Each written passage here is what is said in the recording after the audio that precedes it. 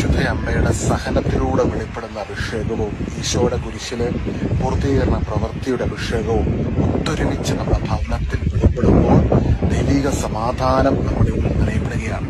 നമ്മൾ പലപ്പോഴും പറയുന്നൊരു കാര്യമാണ്, എനിക്കിഷ്ടമില്ലാത്ത ചില കാര്യങ്ങൾ ഞാൻ ചെയ്തു പോകുന്നു, എന്തോ എന്നെ അസ്വസ്ഥപ്പെടുന്നു.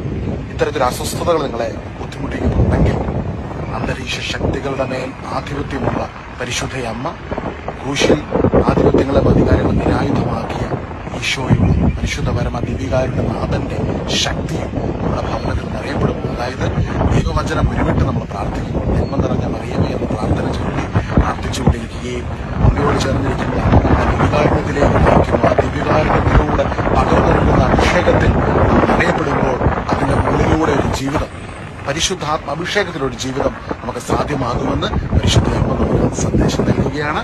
ഈശോയുടെ നാമത്തിൽ മഹത്വമുണ്ടാകട്ടെ.